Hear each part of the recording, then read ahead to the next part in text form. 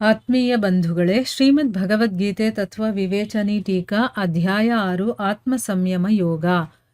ಇದರಿಂದ ನಾವು ಮೊದಲನೇ ಶ್ಲೋಕವನ್ನ ತಿಳ್ಕೊಳ್ತಾ ಇದ್ವಿ. ಓದ ಭಾಗದಲ್ಲಿ ನಾವು ನ ನಿರಗ್ನಿಹಿ ಮತ್ತೆ ನಚ ಅಕ್ರಿಯ ಅನ್ನುವಂಥ ಶಬ್ದಗಳ ಅರ್ಥ ಏನು ಅಂತ ಕ್ಲೀನಾಗಿ ತಿಳ್ಕೊಂಡಿದೀವಿ. ಅಂದ್ರೆ ಅಗ್ನಿಯನ್ನ ಬಿಟ್ಟು ಸನ್ಯಾಸಾಶ್ರಮವನ್ನ ತಗೊಂಡವನಿಗೆ ನಿರಗ್ನಿ ಅಂತ ಹೇಳ್ತಾರೆ. ಆದರೆ ಅಗ್ನಿಯನ್ನ ತ್ಯಾಗ ಮಾಡಿ ಸನ್ಯಾಸಾಶ್ರಮವನ್ನ ತಗೊಂಡು ಒಳಗಡೆ ಅಂತರಂಗದಲ್ಲಿ ಮಮತೆ, ಆಸಕ್ತಿ, ದೇಹಾಭಿಮಾನ ಇದನ್ನೆಲ್ಲ ಬಿಟ್ಟಿಲ್ಲ ಅಂತಂದ್ರೆ ಅವನು ಸನ್ಯಾಸಿನೇ ಅಲ್ಲ. ಆಮೇಲೆ ಎಲ್ಲ ಕ್ರಿಯೆಗಳನ್ನ ಬಿಟ್ಟು ಧ್ಯಾನಸ್ಥನಾಗ್ಬಿಟ್ರೆ ಹೊರಗಡೆಯಿಂದ ಬಿಟ್ಟು ಒಳಗಡೆ ಅವನ ಮನಸ್ಸಲ್ಲಿ ಇನ್ನೂ ರಾಗದ್ವೇಷಗಳು, ನಾನು, ನಂದು, ಮಮತೆ, ಆಸಕ್ತಿ ಇದೆಲ್ಲ ಇತ್ತು ಅಂತಂದ್ರೆ ಅವನನ್ನ ಯೋಗಿ ಅಂತ ಹೇಳೋದಕ್ಕೆ ಸಾಧ್ಯ ಇಲ್ಲ. ಅಂತಂದ್ರೆ ಹೊರಗಡೆಯಿಂದ ಮಾತ್ರ ಬಿಟ್ಟು ಒಳಗಡೆ ಹಾಗೆ ಇದ್ರೆ ಅವನನ್ನ ಸನ್ಯಾಸಿ ಮತ್ತೆ ಯೋಗಿ ಅಂತ ಹೇಳೋದಕ್ಕೆ ಸಾಧ್ಯ ಇಲ್ಲ ಅನ್ನೋ ವಿಷಯದ ಬಗ್ಗೆ ತಿಳ್ಕೊಂಡ್ವಿ. ಈಗ ಪ್ರಶ್ನೆ ಏನು ಅಂತಂದ್ರೆ, ಅಗ್ನಿಯನ್ನ ಸರ್ವಥಾ ತ್ಯಾಗ ಮಾಡಿ ಸನ್ಯಾಸಾಶ್ರಮವನ್ನ ತಗೊಂಡಿದ್ದು ಜ್ಞಾನಯೋಗದ ಎಲ್ಲ ಲಕ್ಷಣಗಳು ಚೆನ್ನಾಗಿ ಪ್ರಕಟವಾಗಿರುವಂಥವನು ಸನ್ಯಾಸಿ ಅಲ್ವಾ ಅಂತ ಇಲ್ಲಿ ಪ್ರಶ್ನೆ ಕೇಳ್ತಾ ಇದ್ದಾರೆ. ಅಂದ್ರೆ ಅಗ್ನಿಯನ್ನ ಬಿಟ್ಟು ಸನ್ಯಾಸಾಶ್ರಮವನ್ನ ತಗೊಂಡಿರ್ತಾನೆ, ಜ್ಞಾನಯೋಗದ ಎಲ್ಲ ಲಕ್ಷಣಗಳು ಕೂಡ ಅವನಲ್ಲಿ ಇರುತ್ತೆ. ಹಾಗಾದ್ರೆ ಅವನು ಸನ್ಯಾಸಿ ಆಗೋದಿಲ್ವಾ ಅಂತ ಇಲ್ಲಿ ಕೇಳ್ತಾ ಇದ್ದಾರೆ. ಅದಕ್ಕೆ ಕೆಲವೊಂದು ಶ್ಲೋಕಗಳು ಅಂದ್ರೆ 5ನೇ ಅಧ್ಯಾಯದ 8ನೇ ಶ್ಲೋಕ, 9ನೇ ಅಧ್ಯಾಯದಲ್ಲಿ ಒಂದು 3-4 ಶ್ಲೋಕ ಇದೆ. ಅದರ ಅನುಸಾರ ಅವನು ಸನ್ಯಾಸಿ ಅಲ್ವಾ, ಅಲ್ಲೇನು ಹೇಳಿದ್ದಾರೆ ವಿಷಯಗಳು ಅನ್ನೋದನ್ನು ಕೂಡ ನಾವು ತಿಳ್ಕೊಳ್ಳೋಣ. ಆಗ ನಮ್ಗೆ ಈ ಪ್ರಶ್ನೆ ಇನ್ನೂ ಚೆನ್ನಾಗಿ ಅರ್ಥ ಆಗುತ್ತೆ. 5ನೇ ಅಧ್ಯಾಯದ 8ನೇ ಶ್ಲೋಕದಲ್ಲಿ ನೈವ ಕಿಂಚಿತ್ ಕರೋಮೀತಿ ಅಂತ ಬರುತ್ತಲ್ಲ, ಆ ಶ್ಲೋಕ ಅಂದ್ರೆ ಏನು, ತತ್ವವನ್ನ ಯಾರು ತಿಳ್ಕೊಂಡಿರ್ತಾನೋ ಅಂತ ಸಾಂಖ್ಯಯೋಗಿ ನೋಡ್ಬೇಕಾದ್ರೆ, ಕೇಳಬೇಕಾದ್ರೆ, ಮುಟ್ಟಬೇಕಾದ್ರೆ, ಮೂಸ್ ನೋಡ್ಬೇಕಾದ್ರೆ, ಭೋಜನ ಮಾಡಬೇಕಾದ್ರೆ, ನಡಿಬೇಕಾದ್ರೆ, ನಿದ್ರೆ ಮಾಡಬೇಕಾದ್ರೆ, ಉಸಿರಾಡಬೇಕಾದ್ರೆ, ಮಾತಾಡಬೇಕಾದ್ರೆ ಎಲ್ಲ ರೀತಿಯಲ್ಲೂ ಕೂಡ ನಾನು ಏನೂ ಮಾಡ್ತಾ ಇಲ್ಲ ಅಂತ ತಿಳ್ಕೊಂಡಿರ್ತಾನೆ ಅಂತ ಹೇಳಿದ್ದಾರೆ ನೋಡಿ.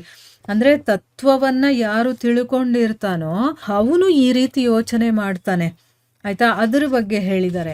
ಇನ್ನು 9ನೇ ಅಧ್ಯಾಯದ 13ನೇ ಶ್ಲೋಕದಲ್ಲಿ ಯಾವ ಶ್ಲೋಕ ಅಂತಂದ್ರೆ ಮಹಾತ್ಮಾನಸ್ತು ಮಾಂ ಪಾರ್ಥ ಅಂತ ಬರುತ್ತಲ್ಲ, ಅಲ್ಲೇನು ಹೇಳಿದಾನೆ, ದೈವಿ ಪ್ರಕೃತಿಯನ್ನ ಯಾರು ಆಶ್ರಯಿಸಿರ್ತಾರೋ ಅಂತ ಮಹಾತ್ಮರು ನನ್ನನ್ನ ಎಲ್ಲ ಭೂತಗಳ ಸನಾತನ ಕಾರಣ ಮತ್ತೆ ನಾಶರಹಿತವಾದ ಅಕ್ಷರ ಸ್ವರೂಪ ಅಂತ ತಿಳ್ಕೊಂಡು ಅನನ್ಯ ಮನಸ್ಸಿನಿಂದ, ಅಂದ್ರೆ ಯಾವುದೇ ಬೇರೆ ವಿಚಾರಗಳು ಅವ್ರ ಮನಸ್ಸಲ್ಲಿರೋದಿಲ್ಲ, ಯಾವಾಗಲೂ ನನ್ನ ವಿಚಾರನೇ ಇರುತ್ತೆ, ಆ ರೀತಿ ಯುಕ್ತರಾಗಿ ನಿರಂತರ ನನ್ನನ್ನು ಭಜಿಸ್ತಾರೆ. ಅಂದ್ರೆ ಇಲ್ಲಿ ಅವರಿಗೆ ತತ್ವ ಅರ್ಥ ಆಗಿದೆ, ತತ್ವಜ್ಞಾನ ತಿಳಿದಿದೆ, ಭಗವಂತನೇ ಎಲ್ಲದಕ್ಕೂ ಕಾರಣ, ಎಲ್ಲರೂ ಬರೋದಕ್ಕೆ, ಎಲ್ಲರೂ ಆಶ್ರಯಿಸಿರೋದು ಕೂಡ ಭಗವಂತನನ್ನೇ ಅನ್ನೋದು ಗೊತ್ತಾಗಿರುತ್ತೆ. ಅದಕ್ಕೆ ಅವರು ಅನನ್ಯ ಮನಸ್ಸಿನಿಂದ ಯುಕ್ತರಾಗಿ ನನ್ನನ್ನು ನಿರಂತರವಾಗಿ ಧ್ಯಾನಿಸ್ತಾ ಇರ್ತಾರೆ ಅಂತ ಹೇಳ್ತಾರಲ್ಲ, ಆ ವಿಷಯ. ಮತ್ತೆ ಇದೇ ಅಧ್ಯಾಯದಲ್ಲಿ 24ನೇ ಶ್ಲೋಕ, ಅದರಲ್ಲಿ ಏನು ಹೇಳಿದಾನೆ, ಅಹಂ ಹಿ ಸರ್ವಯಜ್ಞಾನಾಂ ಅಂತ ಇದೆಯಲ್ಲ ಆ ಶ್ಲೋಕ, ಅದರಲ್ಲಿ ಏನು ಹೇಳ್ತಾನೆ, ಎಲ್ಲ ಯಜ್ಞಗಳ ಭೋಕ್ತೃ ಮತ್ತೆ ಒಡೆಯನೂ ಕೂಡ ನಾನೇ ಆಗಿದ್ದೀನಿ. ಆದರೆ ಅವರು ಪರಮೇಶ್ವರನಾದ ನನ್ನನ್ನ ತತ್ವದಿಂದ ತಿಳ್ಕೊಳ್ಳೋದಿಲ್ಲ, ಇದರಿಂದ ಅವರು ಪತನರಾಗ್ತಾರೆ ಮತ್ತೆ ಪುನರ್ಜನ್ಮವನ್ನ ಪಡಿತಾರೆ. ಯಾರು ಈ ಜ್ಞಾನವನ್ನ ತಿಳ್ಕೊಂಡಿರೋದಿಲ್ವೋ ಅವರು ಮತ್ತೆ ಪತನರಾಗ್ತಾರೆ ಮತ್ತೆ ಪುನರ್ಜನ್ಮವನ್ನ ಪಡಿತಾರೆ ಅಂತ ಹೇಳಿದ್ದಾರೆ. ಇನ್ನು 25ನೇ ಶ್ಲೋಕದಲ್ಲಿ ಏನು ಹೇಳಿದಾನೆ, ಯಾಂತಿ ದೇವವ್ರತ ದೇವಾನ್ ಅಂತ ಬರುತ್ತಲ್ಲ ಆ ಶ್ಲೋಕ, ಅದರಲ್ಲಿ ಹೇಳ್ತಾನೆ, ದೇವತೆಗಳನ್ನ ಪೂಜಿಸುವಂಥವ್ರು ದೇವತೆಗಳನ್ನ ಪಡಿತಾರೆ, ಪಿತೃಗಳನ್ನ ಪೂಜಿಸುವಂಥವ್ರು ಪಿತೃಗಳನ್ನ ಪಡಿತಾರೆ, ಭೂತಗಳನ್ನ ಪೂಜಿಸುವಂಥವ್ರು ಭೂತಗಳನ್ನ ಪಡಿತಾರೆ, ನನ್ನನ್ನ ಪೂಜಿಸುವಂಥ ಆ ಭಕ್ತರು ನನ್ನನ್ನೇ ಪಡ್ಕೊಳ್ತಾರೆ. ಅದಕ್ಕೋಸ್ಕರ ನನ್ನ ಭಕ್ತರಿಗೆ ಪುನರ್ಜನ್ಮ ಅನ್ನೋದು ಆಗೋದಿಲ್ಲ ಅಂತ ಹೇಳಿದಾನೆ.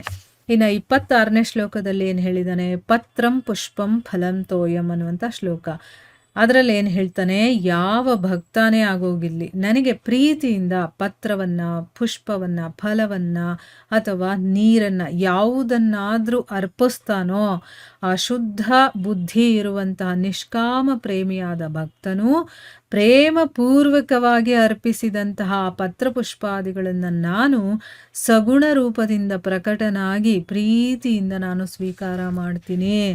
ಅಂದರೆ ಸಗುಣ ರೂಪದಲ್ಲಿ ನಾನು ಬಂದು ಅದನ್ನು ತಗೊಳ್ತೀನಿ ಅಂತ ಹೇಳಿದ್ದಾನೆ.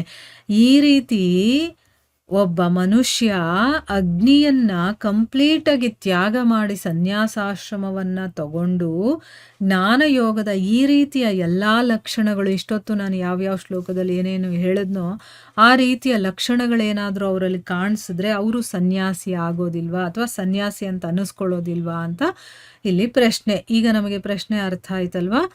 ಉತ್ತರ ಏನು ಅಂತಂದರೆ, ಯಾಕಿಲ್ಲ, ಇಂತಹ ಮಹಾಪುರುಷರೇ ಆದರ್ಶ ಸನ್ಯಾಸಿಗಳಾಗಿದ್ದಾರೆ. ಇದೇ ರೀತಿ ಸನ್ಯಾಸಿ ಮಹಾತ್ಮರ ಮಹತ್ವವನ್ನು ಪ್ರಕಟಪಡಿಸ್ಬೇಕು ಅಂತಾನೆ ಜ್ಞಾನಯೋಗದ ಲಕ್ಷಣಗಳು ವಿಕಾಸ ಹೊಂದಿರುತ್ತಲ್ಲ, ಆ ಬೇರೆ ಆಶ್ರಮದವರನ್ನೂ ಕೂಡ ಸನ್ಯಾಸಿ ಅಂತ ಹೇಳಿ ಅವರ ಪ್ರಶಂಸೆಯನ್ನು ಮಾಡ್ತಾರೆ.